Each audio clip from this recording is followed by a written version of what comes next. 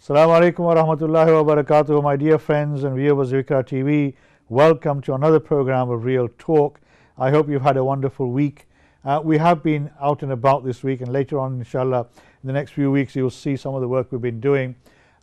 Today, I have somebody who has been on our program before with a very important topic that is of issue of concern, of something that we as Muslims need to be more aware of, more sympathetic to, more engaged in, and more open and willing to accept some of these issues that my friend today, Shadim Hussain from the Muslim Foster Network, who has been here before, and we've talked about Muslim families fostering Muslim children and non-Muslim children as well, is here again to come and talk about the same issue. Because last week on Friday there was a national sort of push forward in trying to campaign for more Muslim families to become foster parents.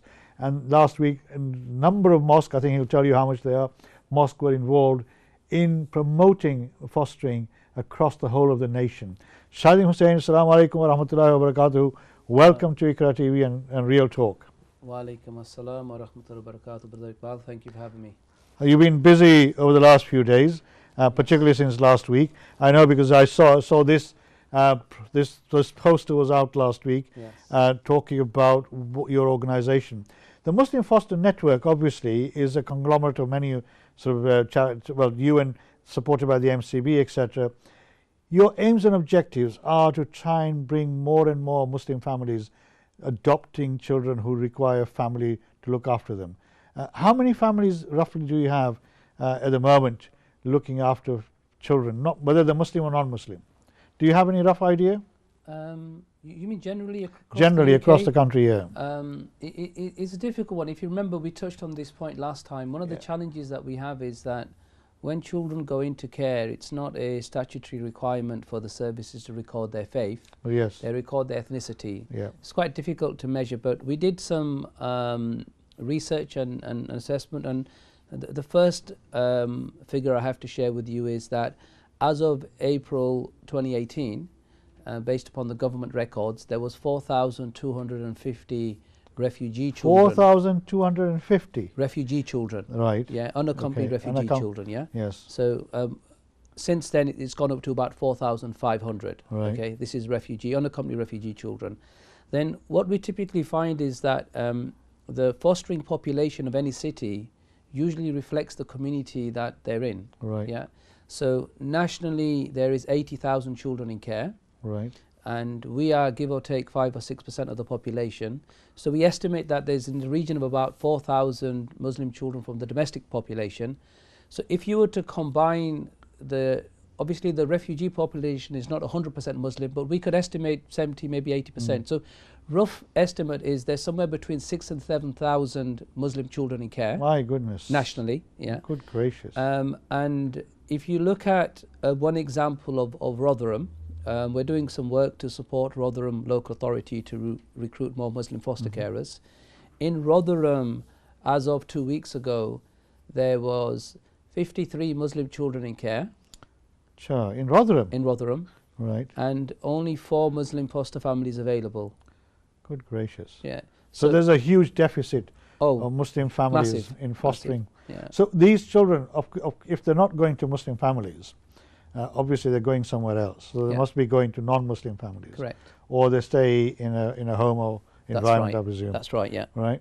So, I mean, the task that you face is quite enormous. Indeed. I mean, last time when you came, we talked about the myths around fostering, that people may have, inadvertently not knowing the real facts. Indeed. So in terms of, we had some really amazing phone calls of people who are fosters, foster parents, and their experience of fostering children. Some for the first time in their life, and they said, it's a thing that I should have done many, many years ago. Of course.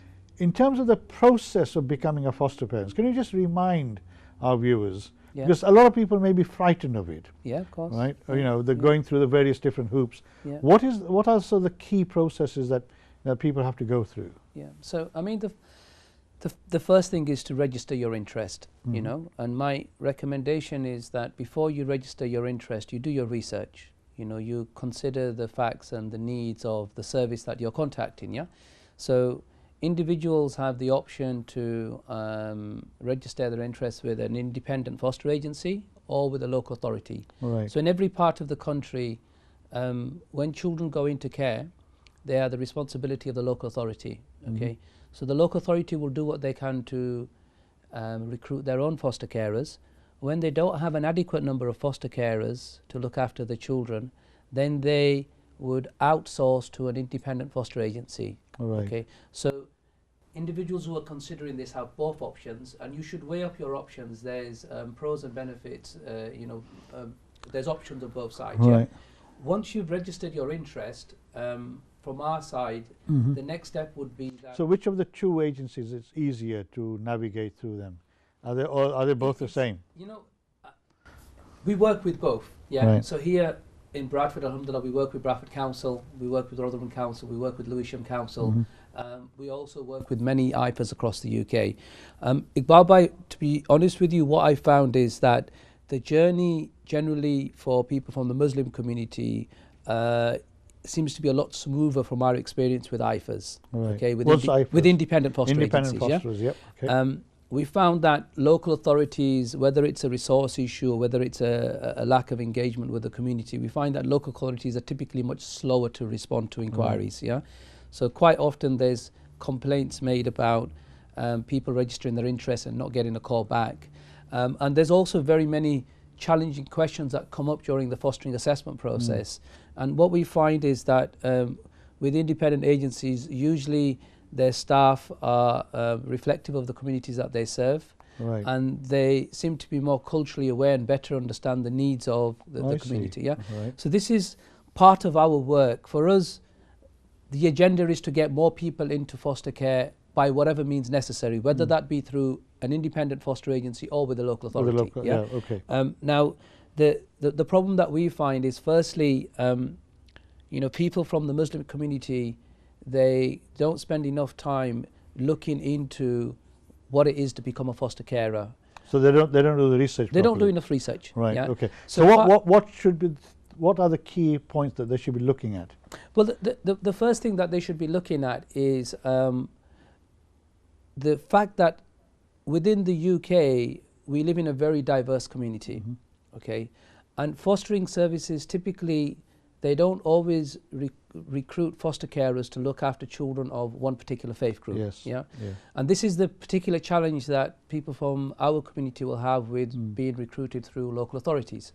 Right. So local authorities typically will take the view that the looked after population of children is diverse, and we need foster carers who are going to be open-minded with a view to taking all children. Yeah, they should not discriminate. Yeah. Now we know that based upon our discussions and based upon the Jummah Khutbahs that took place on Friday, that there are some Islamic aspects and some cultural aspects that need to be considered. Yeah. So for example, somebody who has, like myself, mashallah, I've got 4 girls. Yeah, I've got 3 teenage girls. Yeah. I wouldn't be very comfortable about a teenage boy coming into my house. Yes. Okay. But I wouldn't need to explain that to you. Okay. Now, quite often what happens is that when individuals are assessed and these views are expressed, that I'm not able to take a teenage boy because of the risk and the safeguarding issues to do with boys and girls of that age mixing. Okay. Right. So what quite often happens is that individuals who have this concern, they might be deemed to be inappropriate because they're not seen to be flexible. Right. Okay. Now, what we advise people is that what you should firstly do is do your research to understand what are the local needs. So Rotherham, for example, they have a massive shortage of Muslim foster carers. Well, obviously, from the number of foster children that they have on the books. So Rotherham are willing and happy to take on Muslim foster carers for Muslim children. Okay. However, across other local authorities, Bradford has a reasonable number of Muslim foster carers. Have they? Yeah. Oh, right. So I was just in a meeting today with Bradford Council with my lead there, yeah, and he was advising that they have a comfortable number of Muslim foster carers, although they still have a challenge in because nationally there's a shortage, yeah. So there's other shortage. So in Bradford, you have, as you say, they have a reasonable number of Muslim foster parents. Do they accommodate the number of Muslim children looking for, to be placed in foster care homes? No, there's still a shortage. There's still a shortage. Still a shortage. So right. One thing that we did last year, Iqbal Bhai, is that we developed this gift box. Yes, yeah? you did. Yeah, I remember you so this, sharing that with our viewers last time. Am I in the right camera? Yeah. So basically, this is the Ramadan gift box. Right. And as you can see, Mercy Mission had sponsored these boxes, and Bradford Council, the local authority, benefited from these. Right. And alhamdulillah, this is something that we always do. Our educational resources come for free. We don't charge any services. We don't charge any foster carers. Within this gift box here, we've got various things such as our guide for caring for Muslim children. Mashallah, we've got some decorations for Eid. This is available to. Let me just pick that up, please. Yeah. This is available to somebody who has already become a foster parent, is it? Correct. So anybody who wants to become a foster parent is not yet a foster parent, right? How would they be able to access this information? Absolutely, yeah. The gift, the guide that we do there, right? It's actually been designed. Because it says foster carers caring for Muslim sort of children. Yeah. So this is aimed at those who want to become foster carers. This pack and this guide is actually more aimed at non-Muslim carers who are looking after Muslim children, because Iqbal Bhai, when we started the project, what we first recognized was the acute shortage. And we also recognized that for those who are considering foster care, it takes usually on average 6 to 9 months to get through the whole recruitment process. Right. Okay. So whilst we're doing the work that we need to do as a community to get more people involved, we still have Muslim children placed with non-Muslim carers. And I'll give you one example. Obviously, mashallah, Ramadan is coming, alhamdulillah, yes. and it's a faith sensitive and a heightened time for faith sensitivity. Yeah. There was an example of one Afghan refugee boy who was living in foster care. Right. Won't give any specific details, but he was placed in care with a non-Muslim family. Ramadan came round, and mashallah, the topi came out, the trousers got rolled up. He was spending more time in the mosque. He was spending more time waking up in the middle of the night to eat his food, and he wasn't eating all day. This must have been of concern to the it was such an extreme concern to the foster parents that they reported him to the social worker, that they were concerned he'd become radicalized. Oh my goodness. Right. So the social worker got involved, and then there was many conversations that took place, and eventually it was established that of course it's Ramadan, and the service had been in touch with us and received some of our products too. So is in that case, what maybe, you're suggesting is that non-Muslim foster parents who take in Muslim children may not be familiar with or aware of the religious and cultural aspects of the children who come to them to be looked after. Yeah. So this is obviously a huge concern. Indeed. That example, as you say, seems very extreme, but it goes on. Glaring example of alhamdulillah, it came on our radar. Now the point is that. So what happens if, in terms of when they foster a Muslim child with a non-Muslim family, do the authorities, either social services or the independent fostering agencies, advise those parents about the cultural and religious aspects of that child, or do they just say, here's a child, just look after them as parents, regardless of their halal food needs, for example, prayer facilities, for example, anything else? So is that fairly common? It unfortunately doesn't go off. It doesn't go on. And it doesn't go on enough. So we've had a great deal of demand for our services. So as well as the guide, the gift box, the recruitment, we also provide cultural awareness training for local authorities. And the demand for that is exceptional. So one thing that we've got to look at in context is sometimes we take a one-sided view because we look at it from the perspective of the Muslim community, which is fair. That's the position that we're in. But if you look at a city like Manchester, or even Bradford for that matter, there's over 200 languages spoken in Manchester.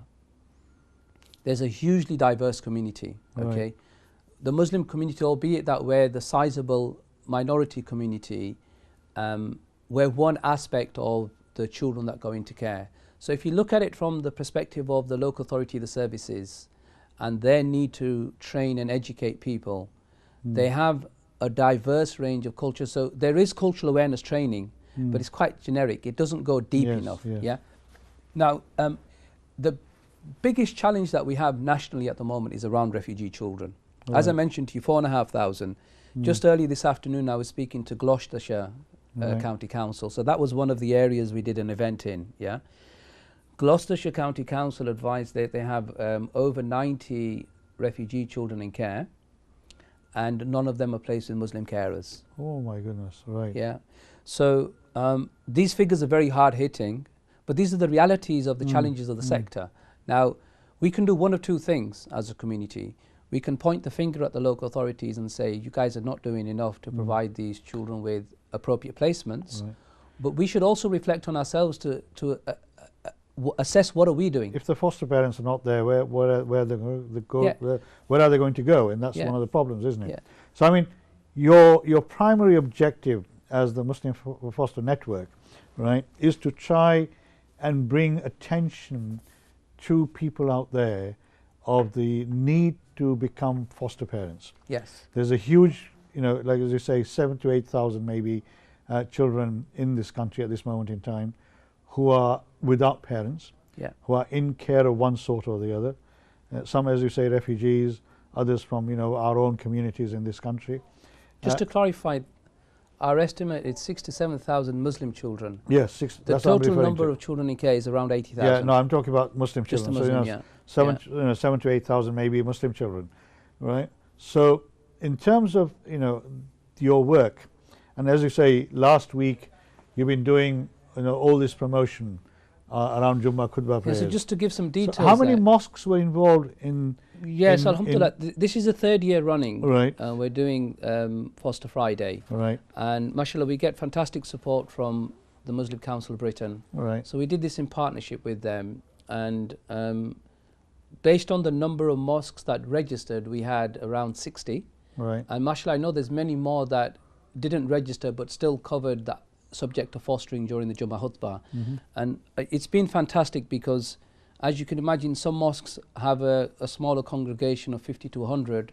Some mosques have a congregation of many thousands, So it's unknown, but we estimate, tens of thousands of people will have heard the message. And Inshallah. Since then, we've had many inquiries, So for those who are watching the show and are interested, you can go onto our website. It's www.muslimfosternetwork.org.uk, and you can register your interest there.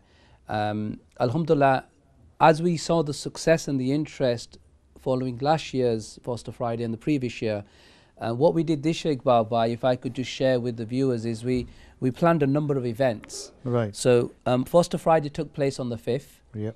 And on the evening of the 5th, we had our first event at London Central Mosque. Right. And then we had 4 events in London. So that's the Regent's Park Mosque, is it? Yes. Right, the Regent's Park Mosque. Yeah. Some people know it as Central Mosque, some people say it's Regent's Park Mosque. Some will call it ICC UK, So, but Regent's Park Mosque. We then did an event in Ilford. We did an event in Finchley, Tooting, and then Hounslow. So we kind of did the whole London tour, north, south, east, west. Yesterday we were in the southwest area, so we did Reading. So at this Bristol, event, Gloucester. these events, what do you do? I mean, I know there's events coming up in West Yorkshire. Yeah. You've got events coming up in Bradford on the 13th of April. That's right. At between the Khidmat Centre. You've got the Halifax Jamia Madani Masjid between 2 to 4. And then Leeds at the Hamara Centre 6 to 8 p.m. That's right. So if people want to come to these events, what will they learn? What will they find out? Basically, they will learn about what the needs are in the community, and obviously why there needs to be more foster carers. They will understand what the process is. So step by step, we talk them through the process of what it takes to become a foster carer. Right. They'll have the opportunity to hear from a foster carer their own experience. We do a lot of myth busting during that session as well. So alhamdulillah, we are able to cover some of the Islamic aspects of fostering, and of course, for those of us who know, and for some of us who don't know, that the Prophet Muhammad, peace be upon him, sallallahu alaihi wasallam, was himself. Yep, he was an orphan. He was an orphan. Yep. And a refugee. Yep. And he was brought up, and the lesson that I learned this weekend when we were doing an event in London, and the Imam Sahib from North Finchley Mosque was speaking. He mentioned that Abu Talib, may Allah be pleased with him, looked after the Prophet ﷺ when he was a child. But at the time he was a non-Muslim. And obviously the Prophet ﷺ didn't receive the nubuwwah till the age of 40. Yeah. So in the context of what we're speaking about, yeah, you know, the greatest man to walk this earth was himself. Himself an orphan, yeah. In the language was and he made a great emphasis in the part of the belief of Islam is that look after the orphans, look after the young. Absolutely. Right? And you know, he said that over and over again Yes. on many occasions. Yes. But I mean, coming back, you talked about one of the things you do at these events is myth busting. Yes. What are the main myths that you find people have got in their heads? Yeah. So one of the really big challenges we've got is issues around the LGBT. Right. Right. So we've got to bear in mind that children who go into care, they are reflective of the communities that we live in. Okay. Some of those children may be lesbian, may be gay, transvestite, etc. Yeah. Now, when a fostering service is assessing somebody's ability to become a foster carer, one of the questions that is asked of them is, what would you do, or how would you manage looking after a child that had LGBT, so background. Now, obviously we know that if you're a Muslim, an Orthodox practicing Christian, a person of the Jewish faith, yeah, that it's a forbidden act, yeah, in the same way as alcohol is, yeah, you know, in the same way as fornication and other sins are, okay. Now, the challenge that we quite often find is that the fostering service is assessing your ability to look after all children, right? And sometimes this question can quite often rattle the person who's being asked the question, because they're unsure about whether Islamically they're in a position or not to support such a child, okay?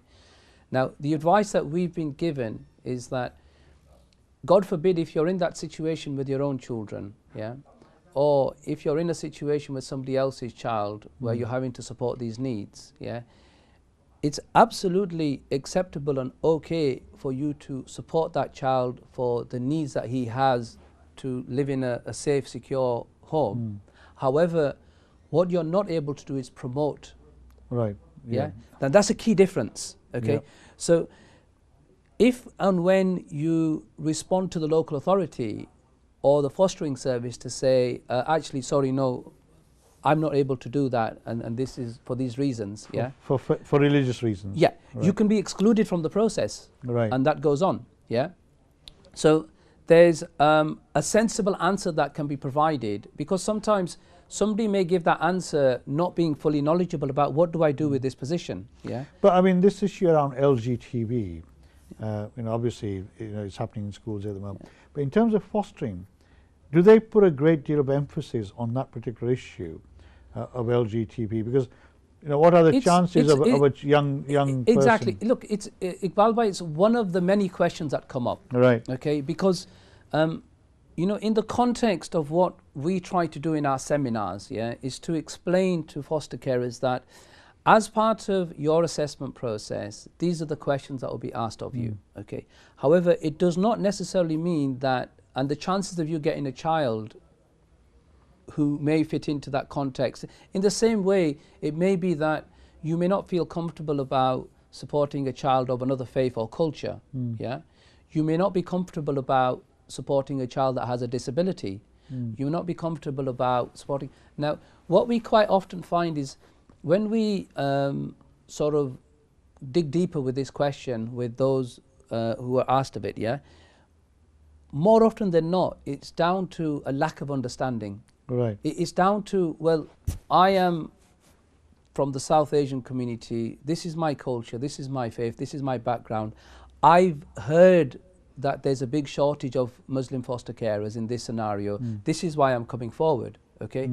So assess me on those needs, because that's what I'm signing up for, okay? The challenge is that at any given time, the service might not be able to guarantee you a child. And when children come into care, sometimes there's an emergency, there's something called respite care, there's short-term, there's long-term, etc. So consider yourself as part of the team. You join the foster service. So you have to be open and willing. You have to be open and willing. However, to be able to do that. You have to be able to articulate your position, Iqbal Bhai, in the sense that it's absolutely okay for you to. And have you, I mean, we're going to be going for a break very soon. Yeah. Have you found that language is a barrier for some people? Yes. You know, because Yeah. some people may be first generation, Yeah. they may not speak English, you know, like you and I do maybe, Yeah. and that is a barrier for them. Yeah.